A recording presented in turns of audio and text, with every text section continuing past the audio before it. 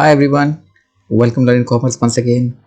पिछली वीडियो के अंदर हमने 4 मार्कर क्वेश्चन किए थे सॉल्व प्रैक्टिस पेपर के, आपके 12th के इकोनॉमिक्स रिवीजन के। और आज जैसे मैंने कहा था उस पेपर के जो 6 मार्कर क्वेश्चंस हैं वो आज हम इस क्लास में डिस्कस करेंगे। ठीक है, तो कंटिन्यू करते हैं अपने पुरानी वीडियोज़ के साथ आगे आज की वीडियो।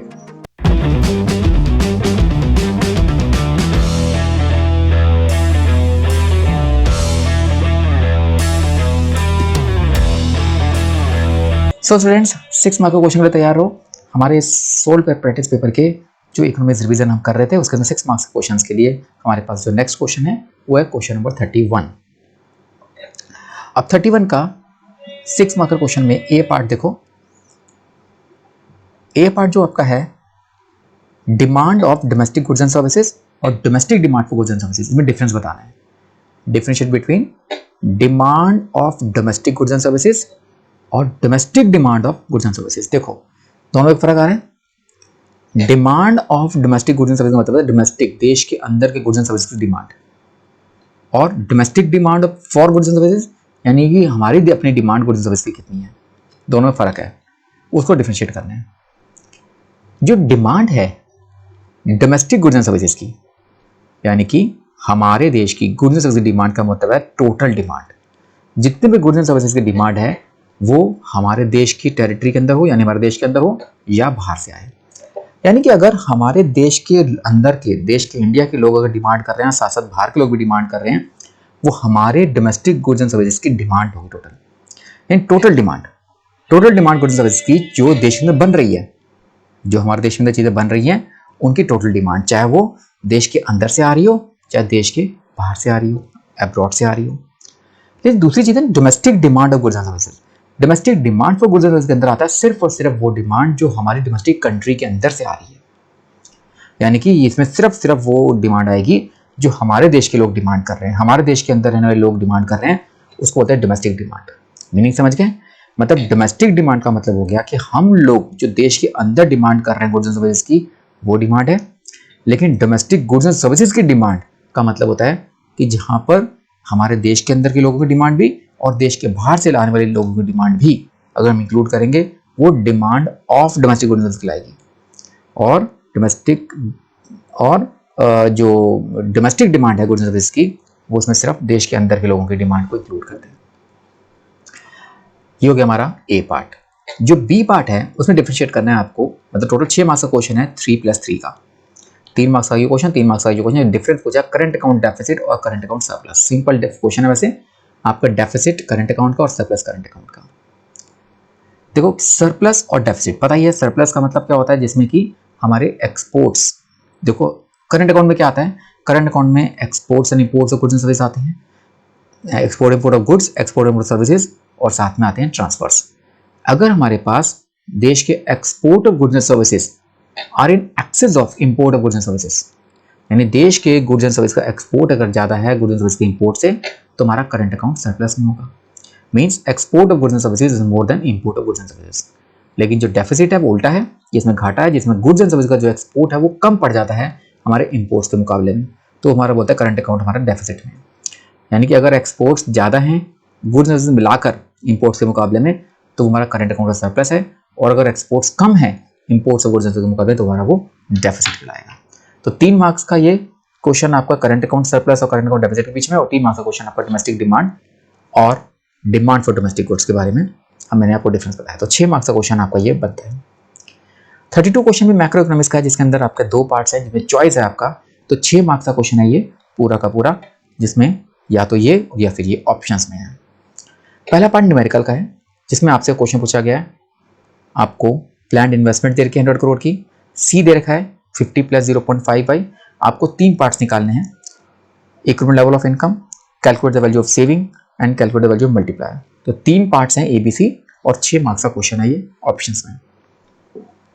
देखो क्या क्या गिवन है आपको, I गिवन है, C गिवन है, बस ठीक है। मैं लिखता हूं मैं सॉल्यूशन में, आपका I गिवन है, इन्वेस्टमेंट गिवन है आपकी 100 करोड़, और कंजम्पशन गिवन है 50 + 0.5y। ठीक है। अब हमारे पास जो इक्विलिब्रियम लेवल है, इक्विलिब्रियम लेवल पर हमारे पास Y is equal to C plus I. Y मतलब ए एस और सी प्लस मतलब ए डी, तो A D equal to A S हो गया। वाई को हमने वाई लिखा, सी को हमने लिखा 50 प्लस 0.55 और आई की जगह 100। ये हो गया y minus 0.55 is equal to 150, 0.5y is equal to 150 और y is equal to 150 upon 0.5। इसको सॉल्व कर देंगे तो आपके पास 300 करोड़ का नेशनल इनकम आ गया है।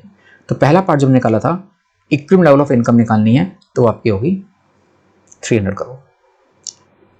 ठीक है, अब सेकंड पार्ट पूछा मैंने सेविंग निकालनी है इस लेवल पर।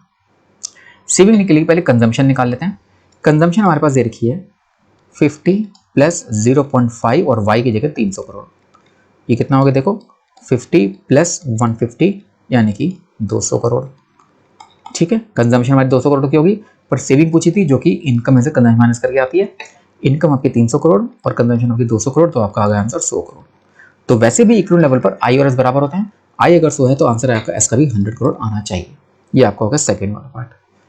थर्ड पार्ट में पूछा इन्होंने मल्टीप्लायर निकालना है, इन्वेस्टमेंट मल्टीप्लायर।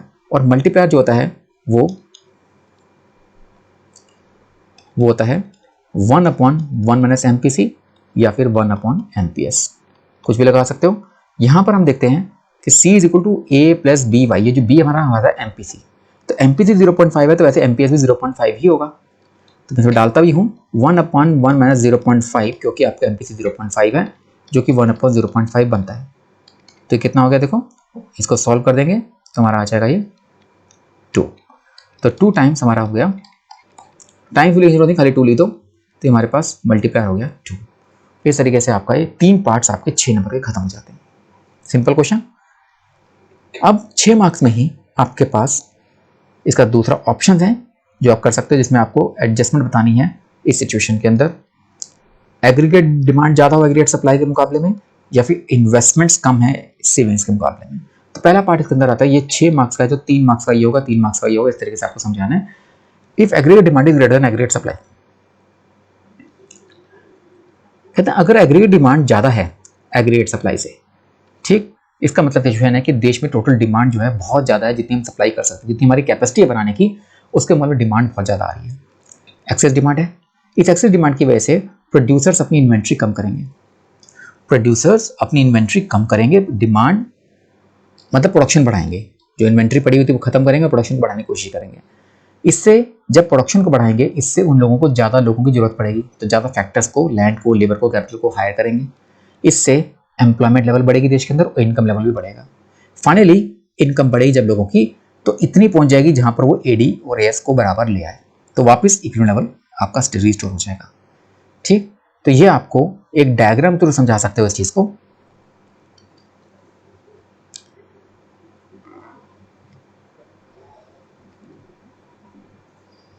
ये आपका एएस होता है, ये आपका एडी होता है। ठीक है, तो ये आपका क्वेश्चन जो पूछा था, when AS is equal to AD is greater than aggregate supply, AD ज्यादा है, तब एडी ज्यादा है, ये आपका इक्विवेलेंट लेवल है हमारा। अगर एडी ज्यादा है तो हम यहां पर अगर हम बनाते हैं तो वो सिचुएशन जो बनेगी, एडी ज्यादा है जिसकी वजह से वो लोग कुछ ज्यादा लोगों को रोजगार देना पड़ेगा, ज्यादा लोगों को रोजगार देंगे, ज्यादा लोगों की इनकम बढ़ेगी, एम्प्लॉयमेंट बढ़ेगी, तो उतनी डिमांड बढ़ जाएगी जितनी हमारी सप्लाई हमारे पास आनी चाहिए। तो अभी हमारे पास सप्लाई कम है तो हमने प्रोडक्शन को बढ़ा दिया। ठीक है ना, देखो सप्लाई कम थी तो हमने प्रोडक्शन को बढ़ाया, लोगों की इनकम बढ़ाई, सब कुछ बढ़ाया और वापस एडीएस को बराबर ले आएंगे। सिचुएशन को आपको समझा सकते हो ग्राफिकली। और दूसरा पार्ट पूछा है उन्होंने कि अगर इन्वेस्टमेंट्स कम है सेविंग्स के मुकाबले में, तो इन्वेस्टमेंट्स अगर कम है, ठीक है ना, यानी कि सेविंग ज़्यादा है इन्वेस्टमेंट के मुकाबले में, यानी कि जो लोग पैसा खर्च कर रहे हैं ना, कम कर रहे हैं अपनी इनकम में से, जो खर्च कर रहे हैं, withdrawal from the income is greater then injection into the circular flow of income, यानी तुम्हारा टोटल कंजम्पशन जो है ना वो कम है। सेविंग ज़्यादा का मतलब कंजम्पशन कम है। जितनी हमें चाहिए देश के अंदर कंजम्पशन, जितनी हमें डिमांड चाहिए देश के अंदर, जितनी सप्लाई अवेलेबल है उसके लिए जितनी डिमांड चाहिए, जितनी हमारे लोगों का खर्चा चाहिए वो उतना है नहीं। तो इसका मतलब है जब देश में सेविंग ज़्यादा है मतलब कि एग्रीगेट डिमांड कम है। भाई सेविंग ज़्यादा होने का मतलब कंजम्पशन कम है, और कंजम्पशन कम है मतलब कि एडी कम है। तो हमारा बहुत ज़्यादा पोर्शन जो सप्लाई का है ना, सप्लाई ज़्यादा है डिमांड कम है, तो वो अनसोल्ड रह गया, जिसकी वजह से हमारे पास इन्वेंट्री इकट्ठी होती चली आ रही है, इतना बिक नहीं रहा सामान। इस सिचुएशन में अपने स्टॉक को क्लियर करने के लिए प्रोड्यूसर्स अपने प्रोडक्शन में कट करेंगे, प्रोडक्शन कम करेंगे। प्रोडक्शन कम करने के लिए उन लोगों को, कुछ लोगों को निकालना ही पड़ेगा, तो अनएम्प्लॉयमेंट भी कम हो जाएगी देश के अंदर, जिससे क्या होगा, एग्रीगेट इनकम, देश की इनकम लेवल कम हो जाएगी, इनकम लेवल कम होगा, एम्प्लॉयमेंट लेवल कम होगी, और यहाँ तक कि कीमतें भी कम हो जाएंगी। जब इनकम कम होगी तो सेविंग भी कम हो जाएगी, ठीक है ना। जब सेविंग कम होगी, जो सेविंग ज़्यादा थी ना, जो ज़्यादा थी वो कम होके वापस उस लेवल पे आ जाएगी। सेविंग तब तक गिरेगी जब तक कि वो इन्वेस्टमेंट के बराबर नहीं आ जाती, और जैसे सेविंग इन्वेस्टमेंट के बराबर आएगी वहाँ पर इक्विलिब्रियम लेवल अचीव हो जाएगा। इस तरह के आपको समझाना है ये 3 मार्क्स के क्वेश्चन के अंदर, ठीक है। ये आपका हो गया क्वेश्चन नंबर 32 के दोनों ऑप्शंस। अब चलते हैं क्वेश्चन नंबर 33, जो कि हमारा है इंडियन इको का 6 मार्क का क्वेश्चन, जिसमें भी आपके 3 मार्क्स के 2 क्वेश्चन हैं, ए और बी पार्ट। पहला है how does investment in human capital, human capital में जो इन्वेस्टमेंट है किस तरीके से देश की ग्रोथ में मदद कर सकती है, और दूसरा पार्ट है एग्रीकल्चर मार्केटिंग समझाना है। पहला पार्ट है इन्वेस्टमेंट इन ह्यूमन कैपिटल और ग्रोथ इन इकोनॉमी में रिलेशनशिप। जो इन्वेस्टमेंट है ह्यूमन कैपिटल में वो कैसे देश की ग्रोथ को बढ़ा सकती है, उसमें पहला आता है जब ह्यूमन कैपिटल इन्वेस्टमेंट करेंगे तो हमारी फिजिकल कैपिटल की भी प्रोडक्टिविटी बढ़ती है। अगर हमारे ह्यूमन कैपिटल में ज़्यादा हम एजुकेशन में, हेल्थ में ध्यान देते हैं, तो स्किल्ड वर्कर्स, उनको हम वर्कर स्किल्ड बना देंगे। स्किल्ड वर्कर्स वो बेटर तरीके से यूटिलाइज कर पाएंगे हमारे मशीन्स को, प्रोडक्शन प्लांट्स को, टूल्स को, इक्विपमेंट्स को। यानी कि वर्कर स्किल्ड नहीं होंगे तो इन प्लांट्स, टूल्स, इक्विपमेंट्स को ज़्यादा हैंडल नहीं कर पाएंगे, लेकिन स्किल्ड वर्कर्स होंगे तो इनको हैंडल कर पाएंगे, वो इन प्रोडक्टिव एसेट्स को बेटर तरीके से हैंडल कर पाएंगे। तो इससे उनकी प्रोडक्टिविटी बढ़ेगी, प्रोडक्शन भी बढ़ेगी, और हम अपने फिजिकल कैपिटल मशीन्स का बेटर यूज भी कर पाएंगे। तो ह्यूमन कैपिटल में इन्वेस्टमेंट करने से हमारे फिजिकल कैपिटल का भी बेटर यूज होना शुरू हो जाता है। इनोवेशंस, एक एजुकेटेड पर्सन जो होता है वो ज़्यादा प्रोडक्टिव होता है, ज़्यादा स्किल होता है रेदर देन अनएजुकेटेड पर्सन। उसके से पोटेंशियल होती है कि वो नए स्किल्स डेवलप कर सके, नए नए इनोवेटिव टेक्निक्स ला सके, इनोवेशंस ला सके, ज़्यादा एफिशिएंट बन सके, और वो इन नई नई टेक्निक्स में ज़्यादा जल्दी तरीके से अडेप्ट भी हो सकता है। उसकी इनोवेशन ज़्यादा बेटर रहेगी एक एजुकेटेड पर्सन की। तो जितने ज़्यादा स्किल्ड और ट्रेन पर्सन लोग हमारे देश के अंदर होंगे, उतनी ज़्यादा चांसेस होंगे देश के अंदर इनोवेशंस बढ़ेंगी। तीसरा फायदा ग्रोथ में आएगा high proportion of rate, high participation rate and equality. यानी कि हमारे जो ह्यूमन कैपिटल की वजह से हायर टेक्निकल स्किल्स बनेगी, बेटर हेल्थ होगी, तो जिसकी वजह से वो लोग ज़्यादा पार्टिसिपेट कर पाएंगे। हमारे देश के अंदर वर्कर की पार्टिसिपेशन बढ़ेगी, लोगों की, और वो देश में इकोनॉमिक डेवलपमेंट की प्रोसेस में ज़्यादा कंट्रीब्यूट कर पाएंगे। तो जितना बड़ा पार्टिसिपेशन रेट होगा लोगों का, उतनी ज़्यादा डिग्री में चांसेस होंगे कि आपकी इकोनॉमिक और सोशल इक्वालिटी बढ़ेगी, और आउटपुट लेवल तो बढ़ेगा बढ़ेगा। जितना ह्यूमन कैपिटल बढ़ाएंगे, एजुकेशन बढ़ाएंगे, हेल्थ बढ़ाएंगे, ट्रेनिंग बढ़ाएंगे देश के अंदर, उतनी ज़्यादा लोगों की स्किल और कैपेसिटी बढ़ती चली जाएगी, जिससे कि इंक्रीज्ड कैपेसिटी स्किल्स की वजह से लोग जो हैं वो ज़्यादा कंट्रीब्यूट कर पाएंगे प्रोडक्शन प्रोसेस के अंदर, ठीक है ना। और जितना ज़्यादा कंट्रीब्यूशन करेंगे उतना ही देश के अंदर आउटपुट लेवल बढ़ेगा और इकोनॉमिक ग्रोथ में कंट्रीब्यूशन हो पाएगा। ये था ए पार्ट, ह्यूमन कैपिटल में इन्वेस्टमेंट। नंबर 2 है एग्रीकल्चरल मार्केटिंग। एग्रीकल्चरल ये मार्केटिंग नहीं है, मार्केटिंग है। अब एग्रीकल्चर मार्केटिंग का मतलब क्या होता है, जो एग्रीकल्चर में जो बनता है उसको बेचना। एग्रीकल्चर मार्केटिंग का मतलब वो सारी एक्टिविटीज जो हार्वेस्टिंग, फसल कटने से लेकर बेचने तक की जितनी एक्टिविटीज होती हैं वो सारी एग्रीकल्चर मार्केटिंग में आती हैं। जैसे कि फसल कटने के बाद पहले उस फसल को इकट्ठा करना, हार्वेस्टिंग के बाद उसको प्रोसेस करना, फिर उसकी ग्रेडिंग करना क्वालिटी के हिसाब से कि A grade, B grade, C grade quality में अलग अलग बोरियों में बांधना, उसको पैकिंग करना, पैकिंग करने के बाद स्टोर करना जब तक कि उसको बेचा ना जाए, और आखिर में उसको बेचना। इसका मतलब फसल काटने के बाद उसको गैदर करना, प्रोसेस करना, ग्रेडिंग करना, पैकेजिंग, स्टोरिंग और बाद में बेचना। ये सब जो स्टेप्स हैं ये आपके एग्रीकल्चर मार्केटिंग के स्टेप्स हैं, ये सारी एक्टिविटीज़ हैं।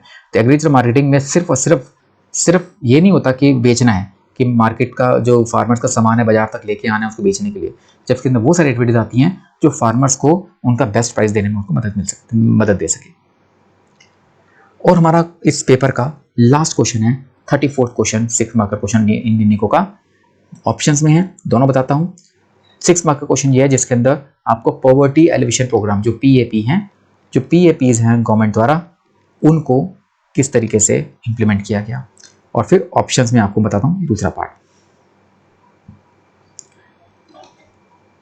ये पॉवर्टी एलिवेशन प्रोग्राम्स के बारे में बताया हुआ है। हमारा लगातार जो लोगों की संख्या है जो पॉवर्टी लाइन के नीचे रह रही है वो लगातार गिरी है, वेजेस बढ़े हैं लोगों के, जिसकी वजह से न्यूट्रिशन लेवल भी लोगों का बढ़ा है। ये है अचीवमेंट है, ये हमारे पॉपुलेशन पॉवर्टी एलिवेशन प्रोग्राम्स के अचीवमेंट्स हैं। लेकिन इतने बड़ी अचीवमेंट्स के बावजूद भी हम PAPS को यानी पॉवर्टी एलिवेशन प्रोग्राम्स को हम क्यों बढ़िया नहीं मान सकते, या हम कह सकते हैं अभी तक सबको अचीव नहीं कर पाए हैं? क्यों? प्लानिंग नहीं है। जो पॉवर्टी एलिवेशन प्रोग्राम्स हमने बनाए हैं वो उसके अंदर एक कॉम्प्रिहेंसिव और कॉम्प्लेक्स मैनेजमेंट चाहिए। अगर आपकी प्लानिंग अच्छी नहीं है, आपकी अकाउंटेबिलिटी अच्छी नहीं है, जवाबदेही अच्छी नहीं है, इंप्लीमेंटेशन अच्छी नहीं है, एग्जीक्यूशन अच्छी नहीं है, तो वो एफिशिएंटली काम कर ही नहीं पाएगा। तो इनसफिशिएंट मैन पावर, हमारे पास इतना मैन पावर ही नहीं है जिसकी वजह से इन प्लान्स को हम सही तरह इंप्लीमेंट कर सकें, तो ये प्लान्स अच्छी तरह इंप्लीमेंट ही नहीं हो पाते। फिर ये जो हमारे प्लान्स हैं ना, ज़्यादातर रिच की तरफ बहुत इंक्लाइंड है। जितने PAP प्रोग्राम्स हैं, पॉवर्टी एलिवेशन प्रोग्राम्स, वो बहुत उसको ना इन्फ्लुएंस रिच कर देते हैं। जो बड़े ओहदे वाले लोग, बड़े पहुंच वाले लोग होते हैं ना, वो अपने हिसाब से गरीब लोगों की जो चीज़ें होती है उनको भी अपने हिसाब से वो उसका यूज़ कर लेते हैं। रीच की डिफिकल्टी है, जो पॉवर्टी एलिवेशन प्रोग्राम्स के बेनिफिट्स हैं वो उन लोगों तक पहुंच ही नहीं पाते हैं जो दूर दराज के एरियाज हैं, far flung area, remote areas हैं, जिसकी वजह से इम्पैक्ट जो है वो पूरा पहुंच नहीं पाता। सपोर्ट, PAPS के अंदर does not receive full support. जो इंस्टीट्यूशंस हैं, जो बैंक्स हैं, पंचायत है, उनका पूरा सपोर्ट नहीं मिलता। ये इंस्टीट्यूशंस जो हैं, ये फैसिलिटीज उन लोगों तक पहुंचा ही नहीं पाते हैं जो जिस पर्पस के लिए पॉवर्टी एलिवेशन प्रोग्राम्स बनाए गए हैं। लोगों की पार्टिसिपेशन भी कम है, ये प्रोग्राम के अंदर लोगों की पार्टिसिपेशन भी कम है, क्योंकि जो लोकल लोग हैं, क्योंकि उनको गवर्नमेंट स्पॉन्सर प्रोग्राम्स की नॉलेज ही नहीं होती। और उसका फायदा कौन उठाता है? Non poor.